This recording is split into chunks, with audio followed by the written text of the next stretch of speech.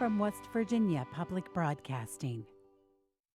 Support for the legislature today is provided by Marshall University, with more than 100 degree programs offered in 4 locations and online. More about the Marshall family at marshall.edu.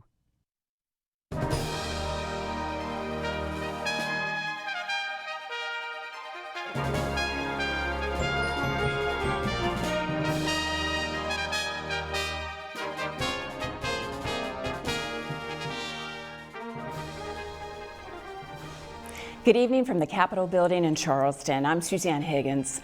The halls of the Capitol are now quiet. Lawmakers have gone home for the weekend, and the session has gotten off to a low-key start. The governor and both parties have rolled out their legislative agendas. And we'll get the breakdown when we're joined by State House reporters in just a moment. But first tonight, we hear from several lawmakers across the state about what they hope to pursue for their district. We begin with Emily Allen in the Senate. Senator, please come to order. From Southern West Virginia, Republican Senator Chandler Swope says he'll introduce a bill to create a fund for demolishing dilapidated structures. He says costs of other improvements to his area, like water and broadband, are in the hundreds of millions of dollars range. Very heavy lift. But the demolition of abandoned properties or reclamation, some are not totally beyond recovery. Senator Sue Klein also lives in Southern West Virginia in Wyoming County. In an effort to support economic development efforts, she thinks a Republican-led bill to eliminate property taxes on certain machinery and inventory will attract manufacturing employers with well-paying jobs. The biggest thing is just have bills that's going to create jobs and help us bring jobs in our state. And I think the inventory tax is going to help a lot because it's going to help manufacturing come in our state, and it's going to help help them have a better base to come here and a better reason to come here. Senator Mike Woelfel from Huntington also talked about economic development. He thinks bills to improve broadband will attract a more skilled workforce. You know, we haven't really enjoyed the comeback nationally, economically, that other areas have. And I think part of that is because you've heard of food deserts. Well, many parts of our state are economic deserts. You don't have opportunity to go find a job. So broadband would be a key to that. If we can expand broadband, not only can people go potentially work from their home and have a good income, they can even see their doctor. When he's not a lawmaker, Woelfel is a lawyer in Huntington representing women victims of sexual assault and rape.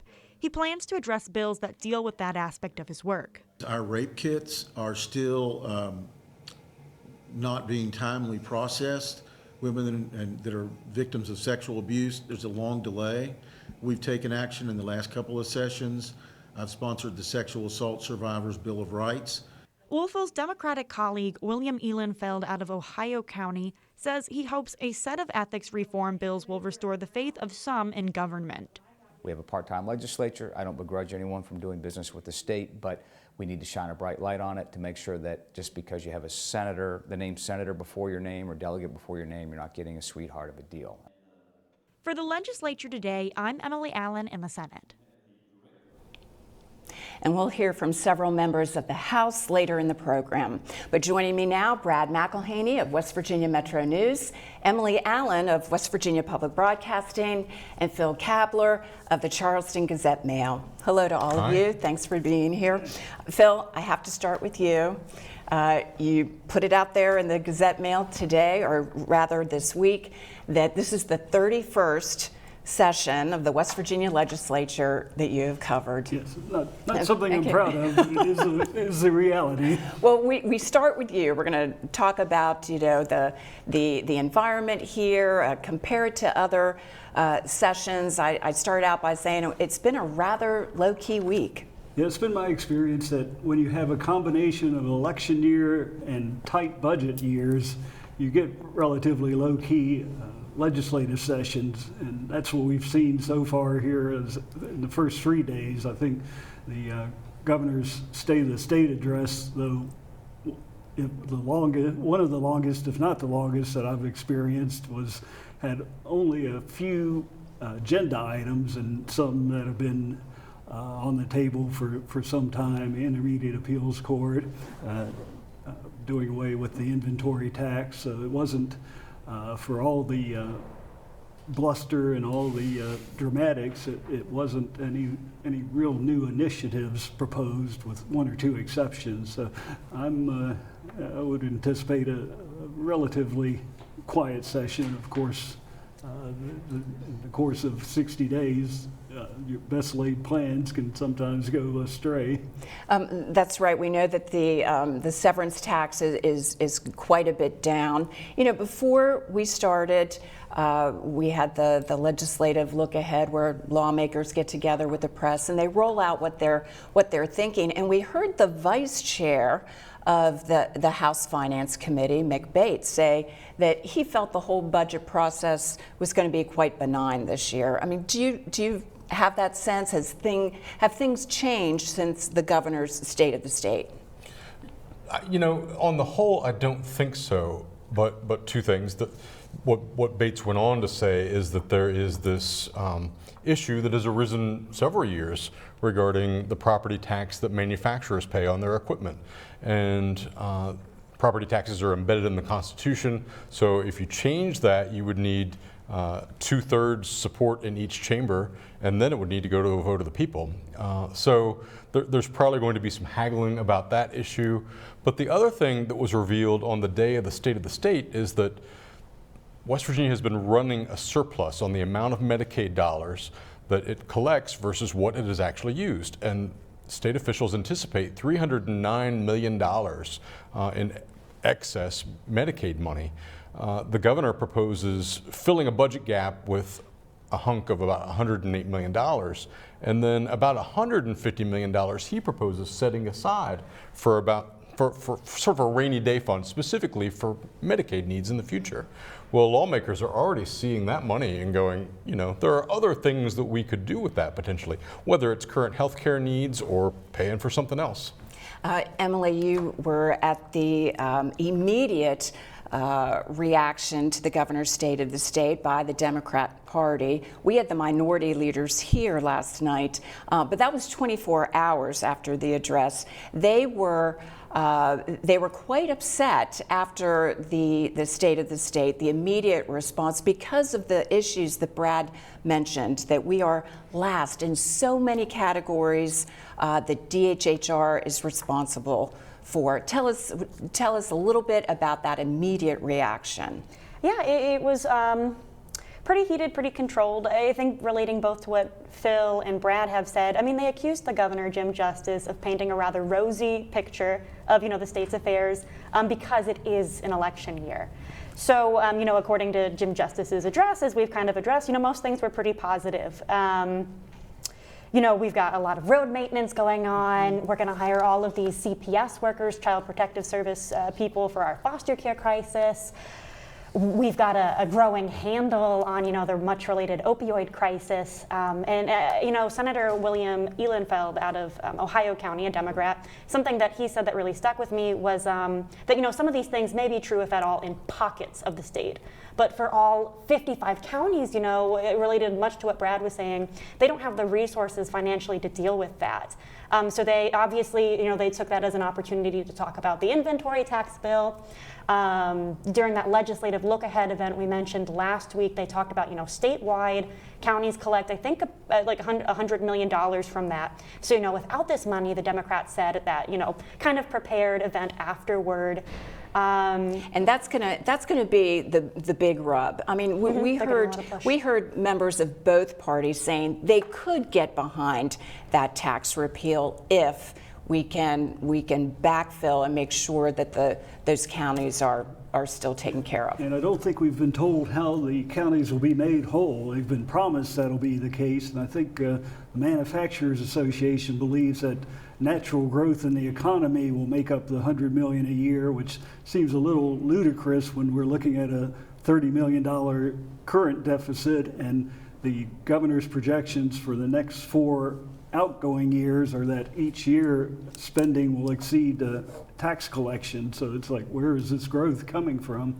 Let me bring up something that the governor gave a nod to in his State of the State, and that is something that the Speaker of the House is proposing, a capital investment fund. Do we have any idea what that is, and if there are any questions, concerns already about that? Well, it's a high learning curve on that issue. It involves finance, and I talked to the Speaker a bit about it. The concept is that the state would provide the authority and possibly some money for capital investments, and it would partner with other sources of capital, and they may range from big companies to other sovereign investment funds from other nations like Norway, for example. The Speaker even mentioned that this is a vehicle necessary to get that huge China investment going. Yeah, and so that is something that West Virginia's been promised, and a large amount, $64 billion. But as you know, relations between the United States and China are strained. China Energy is essentially an arm of the Chinese government. And if you're talking about investing in the nation's infrastructure, like an Appalachian storage hub for natural gas, that potentially could be a concern for the federal government. So what Hanshaw is proposing is West Virginia puts its seal of approval on investments like that, thus hopefully generating some trust for the federal government when there's an oversight question. You know, since we've mentioned the Speaker of the House, Phil, I'd like you to talk about this. You've written that, you know, like it or not, the Speaker of the House is a brilliant parliamentarian. And he'll certainly tell you that. Well, you've pointed out he can. He's been able to maneuver things in a very concerted way, especially with the education bill. Right. We saw it, and that was for better or worse, a brilliant strategy. He set up the special committees to look at education and stacked one of the committees to support the omnibus bill, which of course he sent it there. So yeah, he's a student of the procedural in the legislative process. So I'll hand that to him, that if he gets into a scrape when needing a few votes one way or another, he can look at some of these procedural maneuvers to keep his legislation alive. And to just bring it around as we start a new session, you know, there were such bad feelings last session and in the special session, not only between the parties over the education reform bill that finally got through that included charter schools, but also, you know, real back and forth between the governor and Senate leadership. Mm-hmm. Yeah. And it seems that everybody's playing nice now. It does at the moment. It's a fresh start, and you know, as Phil pointed out, we are. There's not been a lot of action at all so far this week, but the governor was quick. Let me just remind them that the Senate president on West Virginia Metro News said that he was not in the position of endorsing the governor for re-election. Right. Yeah. And the Senate Finance Chairman called for the governor's resignation this past summer. But since then has appeared with him at public events. Mm-hmm. The Senate Finance Chairman, Craig Blair, actually, we should say, was in an auto accident that has affected things. He's on the road to recovery, but the governor during the State of the State speech said some very nice things, wishing Senate Finance Chairman Craig Blair well in his recovery. So there seems to be some smoothing out of those feelings, and I'm not aware of any legislation right now where the governor's office and either chamber is really at loggerheads. Of course, nature kind of abhors a vacuum, so that's one of the concerns when you have a slow session and as we all know, the tensions grow as the session goes on. So that could be a concern, that if There's not a lot of legislative initiatives to occupy the members. Do they at some point revert to where we were last year, where it seemed like everyone was figuratively at each other's throats? And of course, Emily, there is, there's that. I don't even know what to say. That tug of war, or that criticism from the Democrat Party about the governor's, the 100 companies that he's still very involved in, his refusal to put that into a trust. You mentioned Senator Ehlenfeld. He's got some ethic legislation coming out this session. Yeah, he's kind of talked about it as a package of ethics reform bills, and one of the bills actually was introduced last year. But one specifically, I think that is newer, at least from him, that he submitted, and I think it still has yet to be assigned a number, would require the governor to put his assets in a blind trust, and future governors as well, during their kind of elected term. Another bill that he submitted and still hasn't been introduced would, I think, create an officer of the Inspector General in West Virginia. And then the bill that already has been introduced and is assigned to the Government Operations Committee, he said it's kind of an effort to increase the transparency around lawmakers. Our legislature is part-time, and kind of their business dealings when they're in like a contract with the state. Phil, we did have the minority leaders on the show last night. As you well know, neither one is running again. Delegate Miley mentioned that one of the reasons was PAC money and out-of-state money. And I know that you follow campaign contributions and that whole subject very closely. What can you tell us about that issue as we're into the primary season right now? I think it's a very legitimate concern, particularly for Democratic legislators, when you have these what we tend to call dark money organizations like the 1863 Fund that no matter how well organized your individual campaign is and how effective you've been at fundraising, you never really know when you'll be targeted by one of the dark money groups that can put in many times what an individual candidate can raise. So I can see where that would be a concern. Plus, I've heard some of the legislators who are not seeking re-election just talking about how the atmosphere has changed so much that it's much more divisive, much more tribal, and the sense of fellowship and camaraderie is not like it used to be. So I think there's a number of reasons why a number of candidates or a number of legislators on both sides of the aisle are not running for re-election. And Brad,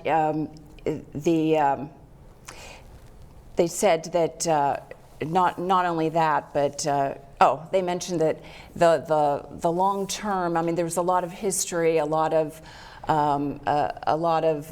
legislative institution, the knowledge of how things are done here, because they are both long-term. A lot of that will be lost. That there are a lot of lawmakers that may or are sitting on the fence right now haven't filed, and we might be surprised at who doesn't. Oh, at exactly who might. In addition to those two, Senator Prezioso and Delegate Miley, Judiciary Chairman John Schott in the House is calling it quits. He not only has been a longtime legislator, but dealt with the impeachment process, which went, it seemed, almost half the year a couple of years ago. So I think there's just a lot of wear and tear on folks. West Virginia ideally has a part-time legislature, citizen legislators, but because of the impeachment, the budget crisis, it's gone almost all year round. The omnibus education bill went half the year last year. So it's been a real commitment for people's time, and I think there are folks who are feeling that. And what issues that didn't make it through last year do we think might have additional life this year? There was already a bill in the House that popped through. It was introduced in the House today on the floor, and it had to do with runoff elections in case Supreme Court races don't have really, in case nobody picks up a majority of the votes in Supreme Court races. If you'll remember last year, there were two dockets of 10 candidates each, and so it's very easy to come up with a fairly small number and win those races. That was introduced last year and is back in this year and is already moving. All right, and Emily, what are you watching for this next week? So kind of related to the elections topic, Senate Bill 94, the Judiciary Committee in the Senate recommended passing it. It would provide for West Virginia voters with disabilities, with qualifying disabilities, I should say, would be able to vote via an electronic absentee ballot. Voters with disabilities now can vote via a mail-in ballot, but the Secretary of State's office and various disability advocacy groups have come out and said, that really violates their constitutional right to voting with privacy, because someone would have to help them with that ballot. So I think last time I checked online, that's supposed to have a first reading in the Senate on the 13th on Monday. Who knows? All right, and we'll be following it. I want to thank all three of you for being here. Brad McElhaney of West Virginia Metro News, Emily Allen of West Virginia Public Broadcasting, and Phil Kabler of the Charleston Gazette-Mail. Thank you all for being here. Several of the issues we just discussed are priorities among delegates this year. Randy Yohe surveyed House members about their concerns their constituents have back home. As a longtime Huntington restaurateur, first-term Republican John Mant Jr. knows how hard the opioid crisis has crippled his hometown. But the Cabell County delegate will sponsor a bill that, in part, helps frightened physicians get the pain medications to legitimate patients in desperate need. We just need to take care of, one, doctors that are afraid to prescribe now, and people that aren't getting the medication that they need, to make that a little easier, because we have a lot of people suffering now.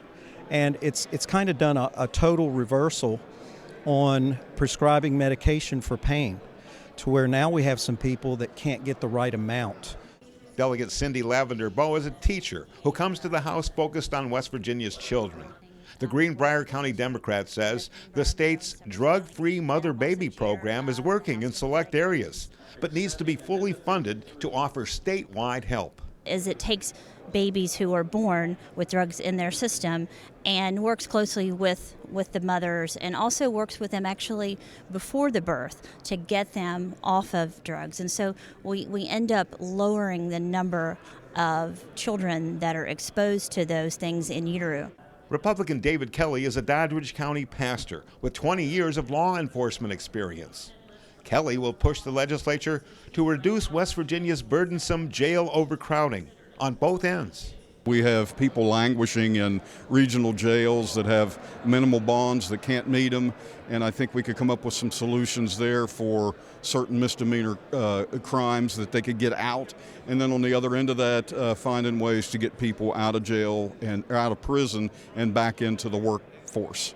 Two-term Boone County Sheriff Rodney Miller fosters deep concerns over our security and protection. The Democrat has long been working on a bill to see expansion in the scope and duties of the little-known Fusion Intelligence Center, expanding from a governor's program to a codified entity that safeguards us all. These are the guys that are the unsung heroes in the background, that is the go-between between the state of West Virginia, our federal system, that get a lot of the work in the underworld, if you will, that works with industry on critical infrastructure issues, with our national security initiatives. You have to have federal clearance in order to be able to interact and disseminate this information. And especially in the times that we're living in right now, it becomes even more paramount because in light of what's happening right now, we have infrastructure in West Virginia that is vital to national security. It's vital to the livelihood of West Virginia itself. So what are we doing to protect that, or the threats that we have, the vulnerability? Ohio County Republican Erica Storch also serves as Wheeling's Chamber of Commerce president. Delegate Storch says Mountain State businesses and jobs will not grow without incentives and regulations to increase and benefit child care options for working parents. So while you may have a son or daughter that wants to return to the area, if they have established a family someplace else, they don't realize the wait to get their child into bona fide qualified child care. And the city of Wheeling, we've had a couple centers close over the past year or so. So that's created an additional hardship. So any way we could ease the regulatory burdens on our child care providers so that people that do want to return and do want to raise their families here or maintain their young families here are able to do so. Republican Delegate Ruth Rowan represents Mineral and Hampshire counties, home to the West Virginia School for the Deaf and Blind. Guided by first-hand involvement, the retired school teacher is sponsoring a bill that addresses challenges and offers guidance for deaf children and their parents. Getting them the right like language skills to start out at birth, to give parents the knowledge and the tools to get their children the things they need to see that their children get the best possible resources for their deaf children. Parents that have deaf babies, it'll get information to them that they can better serve their own children. What works better for them, sign language or some form of technology? And now the debate begins. For the Legislature Today, I'm Randy Yohe. Monday on the Legislature Today, Senate President Mitch Carmichael joins us for the first full week of session gets underway, plus an update on the news and activity here at the Capitol. We hope you'll join us. I'm Suzanne Higgins for everyone here at West Virginia Public Broadcasting. Have a great weekend.